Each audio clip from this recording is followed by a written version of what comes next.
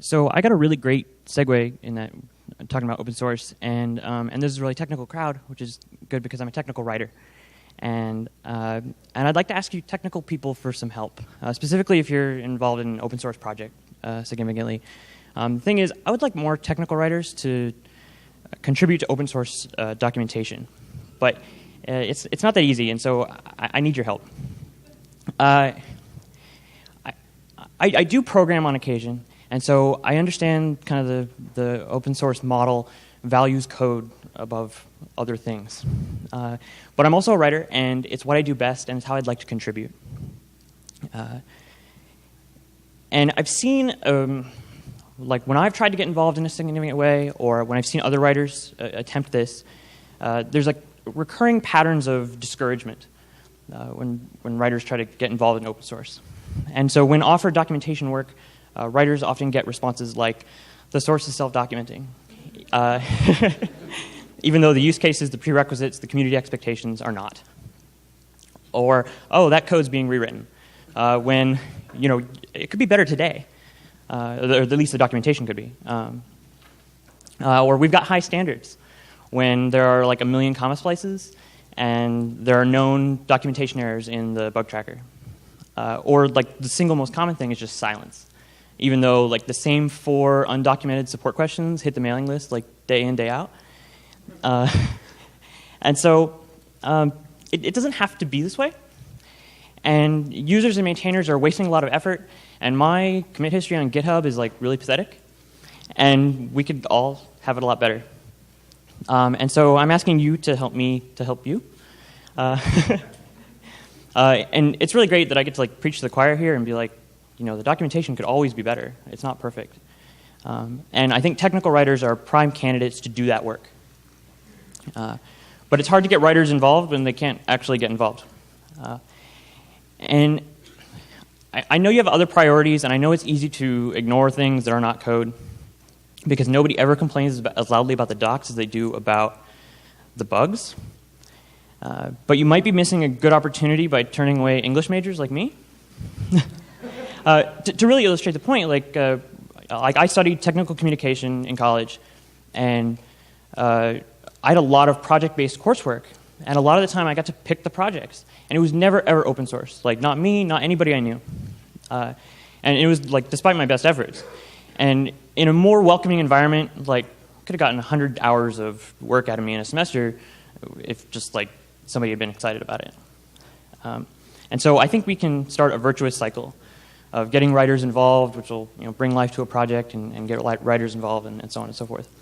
And I've got some ideas that will fit the kind of time and resources you have available.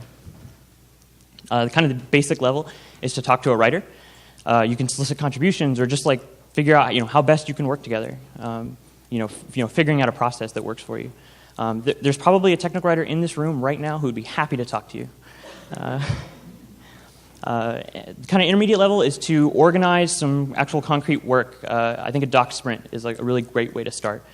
You can accomplish a lot in a day or an hour.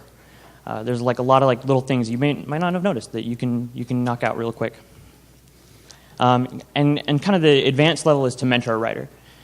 You can work with a writer to hook them into your project or into open source generally. Particularly with younger writers, I think you can get to them before they get all enterprisey and start jabbering about DITA and XML and all this stuff.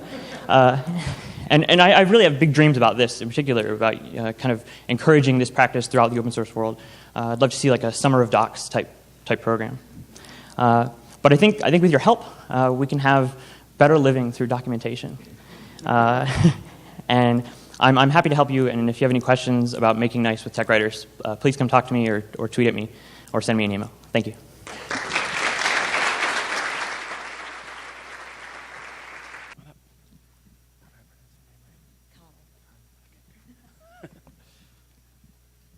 Okay, that was great. Our next speaker is Carly, who comes here all the way from Australia. Is that correct? Awesome. Thank you very much. Hi, everybody. I am the technical writer at Campaign Monitor, which is an Australian-based company, web-based app for delivering beautifully designed HTML email, and plain text email, I should say as well, and getting it delivered to the inbox without breaking. So Campaign Monitor, check that out. But so having come over here for this conference, the flight over here, it's only 12 hours, but I don't sleep very well on planes, and I was very, very jet lagged when I got here. And kind of wandering around. First stop was in LA to visit my brother, and I've had a lot of problem going to the bathroom since I got here. And I'm not talking in terms of, actually passing things in the bathroom, but in terms of, do we have fans, Don Norman fans here, the design of everyday things? Yeah, okay. So I would call these Norman door issues that I've been having, where things are just a little bit different in another country. So in Australia, we have on a toilet door like a vacancy sign or a not vacant. And so far, I haven't seen that yet. There's, apart from, pushing on a door or looking under to see if there's feet, there's this, and some places in Australia, we don't have the vacant or not vacant sign, but the door will be open if there is nobody in there. It seems there's a lot of places here where the door is shut and there's nobody in there. So there's been that. There's been issues with the toilet flushing automatically for you. Sometimes that works, and then other times I get up and I'm standing there waving and trying to find a button to do it manually. And paper towels, spitting them out. Sometimes you wave your hand in front, sometimes you turn the dial on the side. Anyway, I want to blame this on jet lag, but I could actually just blame it on the people who design these things because it's not very well done. And so a little quote from the design of everyday things, Don says, far too many items in the world are designed with no understanding or even care for how we will use them. And I put it to you that far too many user guides have the exact same issues.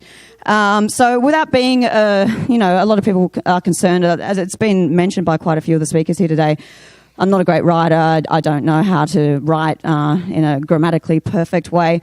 But I just want to give 2 quick tips that I think can be applied to write better user guides. And one of them is getting in the heads of your end user, I guess, to work out what sort of playing field they're on initially. What do they already know? What don't they know? What could you help them to kickstart not only the one task that they're trying to accomplish, but where have they come from? Have they got any clue about how to set up that thing you've got to do before you get to the other thing, which is going to be step 1 of your instructional documentation? And one way that I do that, I mean, there's many ways you can. There's interviewing people and stuff that does take a lot of time, but at Campaign Monitor, we use a little system with our failed searches for our the help section of our website, where each failed search term then links through to our support tickets. So I can read actually what that person's problem with in relation to that key phrase or key word. And from that, I get a really good sense of right, okay, this person has no clue how to design, not touch code in their life, versus someone who's way in there and is having a problem with something else. And I kind of pinch their phraseology from their support emails and use that in my help documents so that I'm speaking the language that they're thinking. And obviously that's difficult to do because everyone is thinking about it differently, but I find that really helps me a lot. And the other one is, actually something that Matthew Butterick mentioned, reader attention. Many, many ways that you can accomplish this and, do write better to get your readers to pay attention. But a favourite of mine is the old writing for web. I think a lot of people tend to ignore that. Just these crazy long paragraphs. There's bullet point lists are fantastic. Use them, but use them in the right way. When to use bold, not going crazy with italicizing text and boldface text. So choosing where and how to space things out so they can be read far more easily by the user. And I think the best way to do that, because there are so many ways you can do it, is to write yourself a style guide and stick to that. So even if you're not a great writer, look up some points. There's so much help online. Get yourself a style guide and keep it pasted up next to your computer and follow it. And that's all. Thanks. What you're going to talk about? I'm just stepping down as secretary of the X.org Foundation. I've worked for many years on the X Windows system and thought you all might be interested today to hear a little bit about a virtual book sprint that we did about a year and a half ago trying to develop documentation for the X window system. This is a lightning talk with lightning slides, so you'll have to excuse me if I sort of speed through it as best we can here. The X window system is one of the largest and oldest pieces of open source software out there. It is also one of the ones with the very smallest developer base. Part of the reason for that is that the developer base for X is incredibly intimidating, and X development's really hard. And so, we really needed to work on that problem. And so, very, very briefly, about 2 years ago, I decided to go ahead and address this horrible problem based on experiences I'd had with the Google Summer of Code book sprints, which produced documentation for the Google Summer of Code program.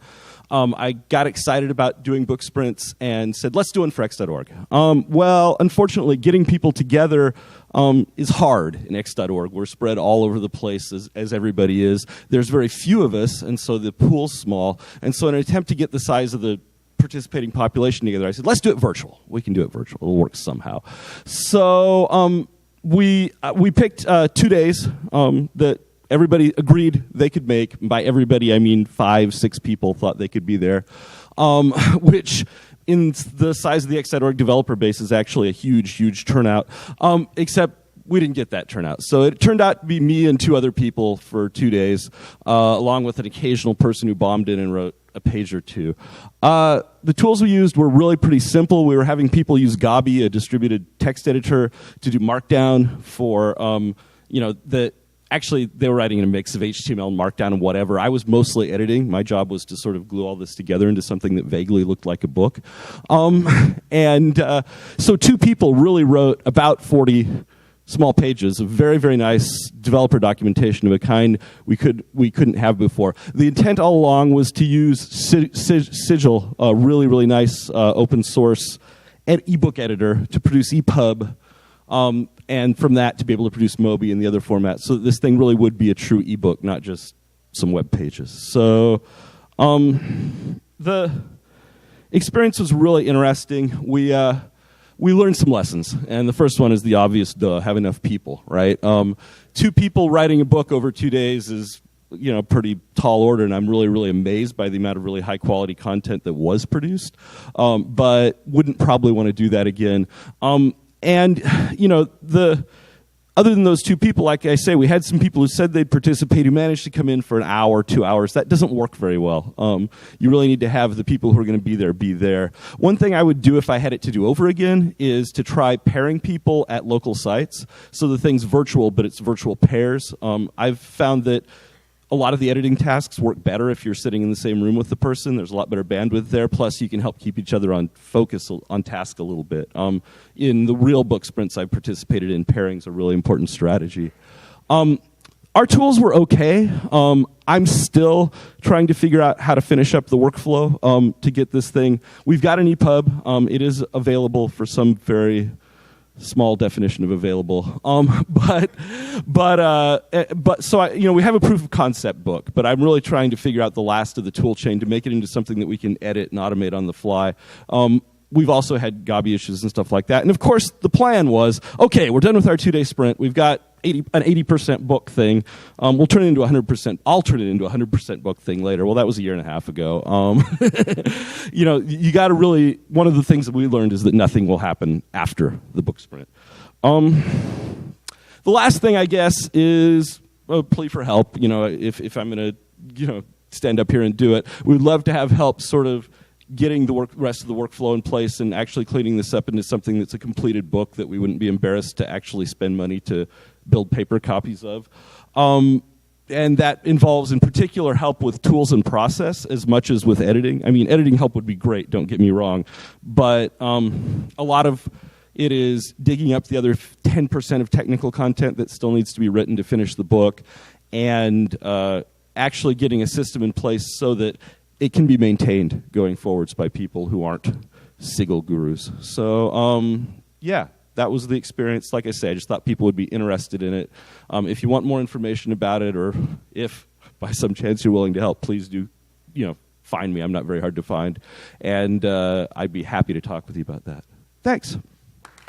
Lightning Talk speaker is our very own Eric Redmond, who helped us organize this. Here you go. Thank you. Well, I didn't exactly plan on anything to talk about, but we had a slot, and I was originally invited on here to actually give a full presentation. We had so many amazing submissions that I just didn't feel right taking up one of those important slots. But I will take one of these lightning talk slots, and I do want to say it's not easy to stand up here. So thank you to all of the speakers who have come up here, as well as the lightning speakers. And we do have more spots if you want to talk. And I swear I'm not just going to stand up here and ramble. I actually do have something to talk about. Who here, when they create documentation, create FAQs? Shame on all of you. So I must say that we actually do use FAQs in the documentation at Basho, which I pretty much run that. And we had so many FAQs, I even created my own markup language called FML. And for the FAQ markup language. So I do have a dog in this fight, but I must say we have a slightly different philosophy when it comes to FAQs. For us, they're really a placeholder for documentation that doesn't yet exist. And nothing makes me happier than the day that we are able to actually remove FAQ items because they're not really being asked.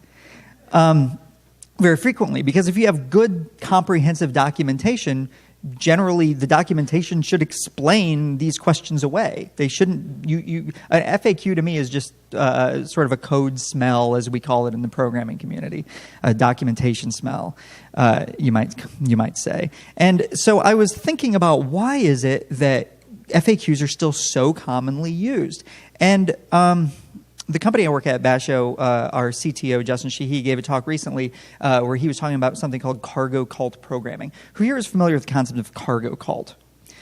So for those of you who aren't aware, I think it was around World War II, you had these troops that would be stationed in these Pacific Island regions, and the islanders weren't that connected with the rest of the world. And so what they would see is these planes flying in over the island and dropping cargo on the island. But they didn't have any context for understanding why that was happening. So what they did was, after all of the military left and World War II was over, people started coming back to those islands later on, and what they discovered was what the islanders were doing was trying to summon the planes back. And they tried to do it by just looking at what the military had done and copying that. So what they would do is they would make like headphones out of coconuts, and they would build these runways, and they would have guys standing there waving sticks, trying to get planes to come and drop cargo. So they call these cargo cults. And the idea of cargo cult programming, and what I'll talk about is, I actually think that the FAQs are a bit of cargo cult documentation, where you aren't necessarily even being asked these questions. I mean, who has started a document, and this I see this all the time, where it's a brand new project, and like one of the first things you do is FAQ. Nobody's asked you a question yet, but apparently these are frequently asked questions because that's just what you do. I've seen other pages that have FAQ, so I'm going to copy this, and hopefully I'm assuming that they had some sort of benefit, so I'm hoping that my benefit will be the same as what this other successful project who's using it. I don't really have anything more to add other than just please stop cargo culting for documentation in any general sense, but this is just sort of one of those specific cases that I see popping up over and over and over. And if you can avoid FAQs, please do. However, if you do have to build an FAQ and you have a lot of them, then you can use FML. And that was all for mine. Oh, sorry. Well, real quick thing. I'm just going to take advantage of this fact and say that was it. I'm the last for this branch. We do have more lightning talks coming up, and we're going to eat now. All right, so Troy is going to announce. Sam.